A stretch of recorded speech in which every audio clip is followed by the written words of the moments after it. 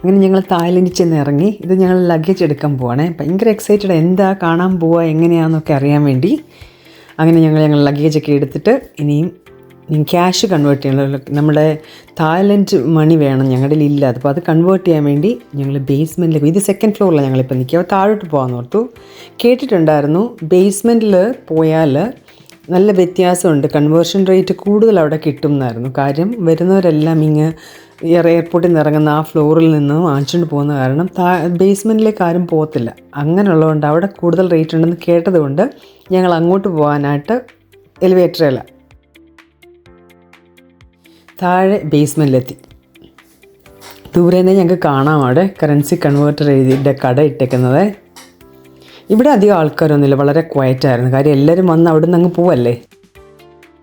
അവിടെ റേറ്റ് എഴുതി വെച്ചിട്ടുണ്ട്, ഓരോ കൺട്രിയുടെയും തായ്ലൻഡിൻ്റെ കൺവേർഷൻ എത്ര കൊടുക്കുമെന്ന് അവിടെ ഇട്ടിട്ടുണ്ട്. അങ്ങനെ ഞങ്ങൾ കൺവേർട്ട് ചെയ്ത് വാങ്ങിച്ചു. ഞങ്ങൾക്ക് 23 വെച്ച് കിട്ടിയായിരുന്നു. $1 23 തായ് ബാറ്റ് കിട്ടിയായിരുന്നു. കണ്ടോ, ഇത്രയും രൂപ ഉണ്ട്, 500, 1000, 100 ഒക്കെ. ഇപ്പോൾ ഇത്രയും തീരുന്നവരെ ഞങ്ങളവിടെ കറങ്ങും. അപ്പോൾ അടുത്തത് പൈസ കിട്ടിക്കഴിഞ്ഞപ്പോൾ ഞങ്ങൾക്ക് ഇനി സിം എടുക്കണമായിരുന്നു, ഫോൺ. അത് അത്യാവശ്യമല്ല. ഈ 2 കാര്യങ്ങളാണ് വളരെ അത്യാവശ്യം അവിടെ ചെന്ന് ഇറങ്ങിയാൽ ആദ്യം ചെയ്യേണ്ട കാര്യങ്ങൾ. അപ്പോൾ പല പ്ലാൻസ് ഉണ്ടായിരുന്നു, 5 ദിവസത്തിന്, 8 ദിവസത്തിന്, 15 ദിവസം, 30 ദിവസം. 5 ദിവസം ഞങ്ങൾക്ക് ഉണ്ടായിരുന്നുള്ളൂ. അപ്പോൾ അതുകൊണ്ട് ഞങ്ങളത് അത് ഈ സിമ്മായിരുന്നു, അത് സൗകര്യമായി. അപ്പോൾ എന്നിട്ട് പുറത്തിറങ്ങിയപ്പോൾ ഞങ്ങളെ വെൽക്കം ചെയ്യാൻ ഒരു ലേഡി നിൽപ്പുണ്ടായിരുന്നു. ഞങ്ങൾ എയർപോർട്ടിന് പുറത്തായിപ്പോൾ നിൽക്കുന്നത്.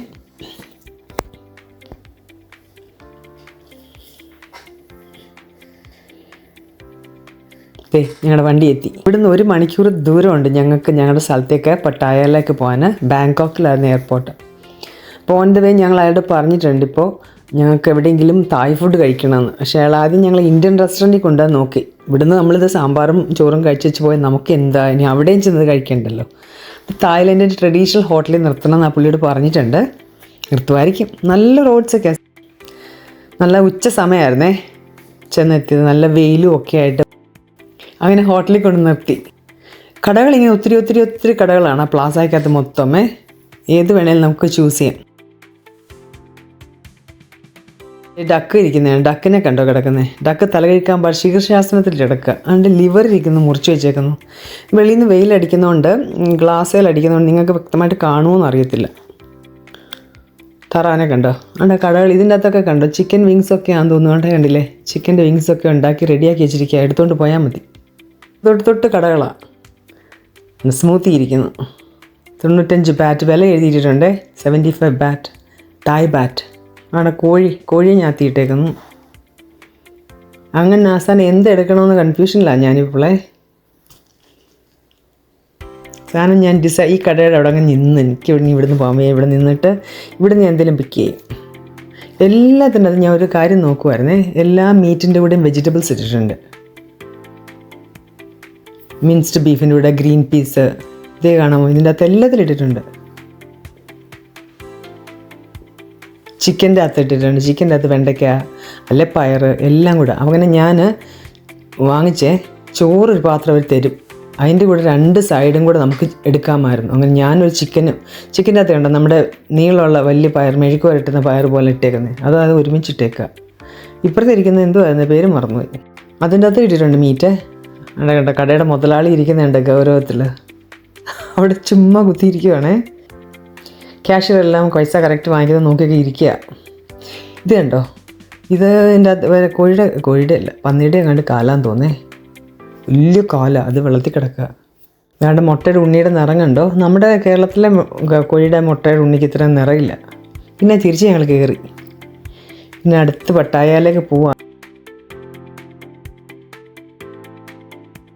ഞങ്ങളുടെ ഡ്രൈവർക്ക് കുറച്ച് ഇംഗ്ലീഷൊക്കെ അറിയാമായിരുന്നേ. അതുകൊണ്ട് ആ പുള്ളി ഓരോന്നും പറഞ്ഞു തരുന്നുണ്ടായിരുന്നു, ഇവിടെ എന്താ, അവിടെ എന്താ, അങ്ങനെയൊക്കെ. ഈ ഫ്ലാഗ് കാണുന്നില്ലേ, അത് സിറ്റി ഹാളാണ് അവരുടേതെന്നാണ് പറഞ്ഞ്. അതിൻ്റെ അപ്പുറത്ത് കുറച്ച് ബിൽഡിങ്സ് ഉണ്ടെന്ന്, ഇവരുടെ തന്നെ ഗവൺമെൻറ് ഓഫീസസ്. ഇതൊക്കെയായിരിക്കും, ഇത് ഫ്ലാഗൊക്കെ കാണുന്നുണ്ട് ഇവിടെയൊക്കെ.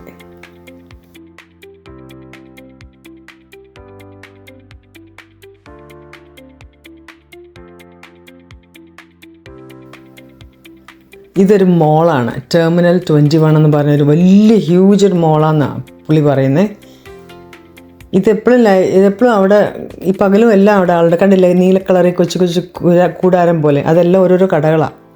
അതൊക്കെ ലൈവ്ലിയാണ് എപ്പോഴും. രാത്രി ലൈറ്റ് ഇടുമ്പോൾ ഭയങ്കര നല്ലതാണെന്നാണ് പറഞ്ഞത്. അപ്പോൾ രാത്രി പോകാമെന്നൊക്കെ തീരുമാനിച്ചു. കേട്ടപ്പോൾ തന്നെ തീരുമാനിച്ചു വൈകിട്ട് പോകണമെന്ന്.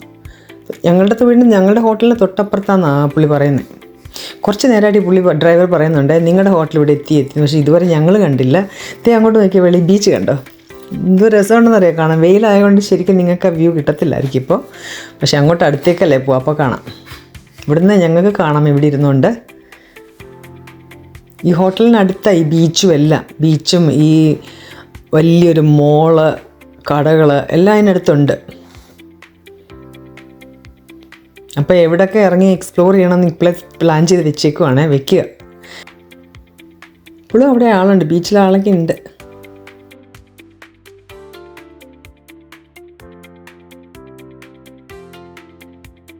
ഇന്ത്യൻ ഫുഡും തായ്ലൻഡ് ഫുഡും വേണ്ടവർക്ക് മെക്ഡോണൽഡ്സ് വാങ്ങിച്ച് കഴിക്കാം. റൂട്ടിലത്തിൻ്റെ എക്സ്ചേഞ്ച് ചെയ്യേണ്ടവർക്ക് ഇവിടെ നിന്ന് എക്സ്ചേഞ്ച് ചെയ്യാം. എനിക്ക് ആ എഴുതിയൊക്കെ ഇഷ്ടപ്പെട്ടു, കണ്ടോ, വായിക്കാൻ പറ്റും നിങ്ങൾക്ക്. Don't worry don't cry. അതൊരു വീടിൻ്റെ പരസ്യമായിരുന്നു. അങ്ങനെ ഞങ്ങൾ ഞങ്ങളുടെ ഹോട്ടലിൻ്റെ അടുത്തെത്തി. ഇതാണ് പേര്.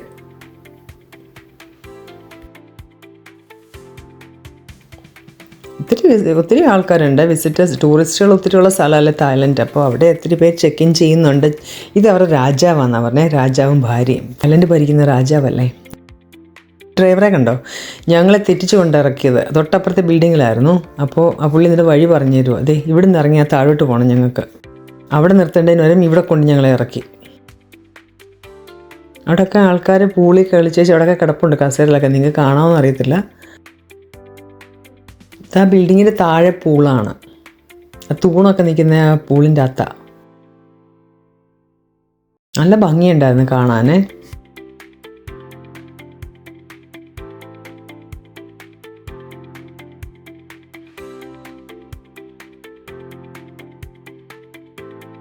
അങ്ങനെ വലതുകാല് വെച്ച് അടുത്ത ഹോട്ടലിലേക്ക് ഞങ്ങൾ കയറി.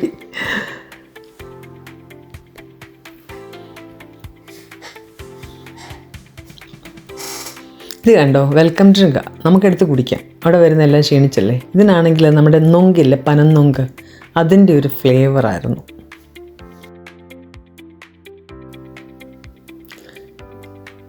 ചാവിയൊക്കെ കിട്ടി. ഞങ്ങളുടെ റൂമിലേക്ക് പോവാണേ. ഞങ്ങളുടെ റൂമാണേ. ഇത് വാഷ്റൂമാണ്. ഇത് ദീ പഠിക്കുന്നതാണ്. വളരെ വിശാലമായ ഒരു വാഷ്റൂം. ഇതെൻ്റെ ഭർത്താവ് ഇരിക്കട്ടെ. പിന്നെ ഇത് ഞങ്ങളുടെ ബെഡ്റൂം കണ്ടോ, വലിയൊരു ബെഡ്റൂമാണ്. ഇത് ഹ്യൂജ് ബെഡാന്ന് നോക്കിയാൽ ഇന്ന സെറ്റപ്പാ. ഇവിടെ ഇതിൻ്റെ ക്ലോസറ്റ്, നല്ലൊരു ലോക്കറുണ്ട്. ലോക്കറ് നമ്മുടെ പാസ്പോർട്ടൊക്കെ വെക്കാൻ വേണ്ടി. ഇതിൻ്റെ നമ്പർ ലോക്കും. അത്യാവശ്യം തന്നെ കുട, മഴയാണ്, കുട കണ്ടില്ലേ. കുട്ടി ഫ്രിഡ്ജുണ്ട്. കാപ്പി 2 പേർക്കുള്ള കാപ്പി നടത്താനുള്ള കെറ്റിലുണ്ട്. കാപ്പിപ്പൊടി ഉണ്ട്. Channels okay. പുറത്തോട്ട് ഇറങ്ങാം, ബാൽക്കണിയിലോട്ട് ഇറങ്ങാമേ.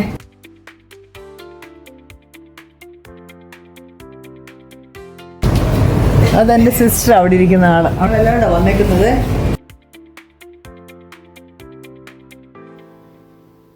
ഇത് കണ്ടോ, ഞങ്ങൾ താമസിക്കുന്ന ബാൽക്കണിയിൽ നിന്ന് പുറത്തേക്ക് ഞങ്ങൾ ഇറങ്ങിയതാണേ. എന്ത് രസമുണ്ടെന്നറിയാം ഇവിടെ നിന്ന് കാണാൻ. അവിടെ നോക്കിയേ, ഇതാണ് ബീച്ച്. ഇവിടെ നിന്ന് കാണാം. ഞങ്ങൾ ബീച്ചിൽ പോകുന്നുണ്ട്, ഞങ്ങൾക്ക് പോകണം. ഇപ്പം ഞങ്ങൾക്ക് ഇച്ചിരി കഴിയുമ്പോൾ ഒരു ഷോയ്ക്ക് പോകണേ. ഞങ്ങൾക്ക് ഒരു ക്യാബറേ ഷോ ഉണ്ട്, അൽക്കാസർ എന്ന് പറഞ്ഞിട്ട്. അതൊക്കെ കഴിഞ്ഞിട്ട് ബീച്ചിലൊക്കെ പോകണമെന്ന് വിചാരിച്ച് നിൽക്കുക. ഈ കട ഇത് കണ്ട്, ഈ കാണുന്നതൊക്കെ കടകളാണ്, കൊച്ചു കൊച്ചു കടകൾ. തായ്ലൻഡിൻ്റെ ഫുഡ് കിട്ടും അവിടെ. ഞങ്ങൾക്കത് ഞങ്ങളുടെ മുമ്പിലാണ് അത്. ഇന്ന് കാണാൻ നല്ല ഭംഗിയുണ്ട്. ഇത് കണ്ടോ, താഴെ കുറച്ച് പെണ്ണുങ്ങളാണ് ഒരുങ്ങി നിൽക്കുന്നത്. അങ്ങനെ എനിക്ക് തോന്നുന്നു തായ്ലൻഡിനെ പറ്റി ആൾക്കാർ മോശം പറയുന്നത് ഇതൊക്കെ കൊണ്ടായിരിക്കും. ഈ പെൺപിള്ളേർ ജോലിയാണ്, അവരവിടെ നിൽക്കുന്ന എന്തിനറിയോ, അതിൽ പോകുന്ന ആണുങ്ങളെയൊക്കെ വിളിച്ചകത്തോട്ട് കൊണ്ടുപോവേ. അതൊരു ജോലിയുടെ ഭാഗമാണ്. അതിനെ അങ്ങനെ കാണാനേ പറ്റത്തുള്ളൂ. അവർ ബാറി ജോലി ചെയ്യുന്ന പെണ്ണുങ്ങളാണ്. അവരുടെ ജോലി ആൾക്കാരെ കൊണ്ട് കുടിപ്പിക്കുകയാണ്. അപ്പോൾ അതിന് അവരിങ്ങനെ ഒരുങ്ങി നിൽക്കുന്നത്. പിന്നെ ഞങ്ങളിപ്പം റൂമിൽ നിന്നൊക്കെ ഇറങ്ങി പുറത്തേക്ക് ചുമ്മാ നടക്കാൻ. ഞങ്ങൾക്ക് സമയമുണ്ട്, 1 മണിക്കൂർ സമയമുണ്ട് ഞങ്ങളെ പിക്ക് ചെയ്യാൻ ഡ്രൈവർ വരാൻ വേണ്ടി. അപ്പോൾ ആ സമയം കൂടി ഞങ്ങൾ ആ സ്ട്രീറ്റൊക്കെ ഒന്ന് നടന്ന് കാണാമെന്ന് ഓർത്തു. ഓപ്പോസിറ്റിൽ ബീച്ച്, അതിനിങ്ങേ സൈഡ് കടകളും ഒക്കെ ആയിട്ട് വൈകുന്നേരം ആയപ്പോഴത്തേക്കും നല്ല ലൈവ്ലി ആയി. അവിടെ എല്ലാ ആൾക്കാർ വന്നിരുന്ന ഫുഡ്, എല്ലാ ടൂറിസ്റ്റും അവിടെ ഇരിക്കുന്ന മൊത്തം പേരും ടൂറിസ്റ്റുകളാണ്. ചുമ്മാ ഞങ്ങളങ്ങ് നടക്കുകയാണ് എയിംലെസ്ലി. സമയമുണ്ടല്ലോ, അത്രയും സമയം കൊണ്ട് നമുക്ക് ആ നാടിനെ ഒന്ന് അറിയാൻ വേണ്ടി പുറത്തിറങ്ങി നടക്കാൻ ഇറങ്ങി.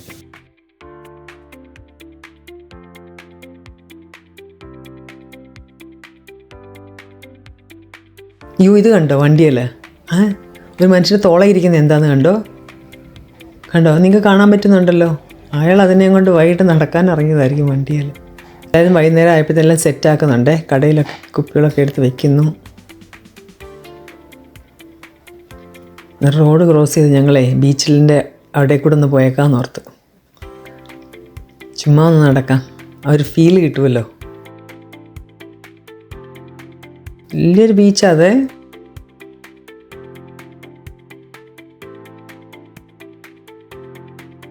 വലിയ തിരക്കൊന്നുമില്ലായിരുന്നു, എന്നാൽ ആളൊക്കെ ഉണ്ട് താനും.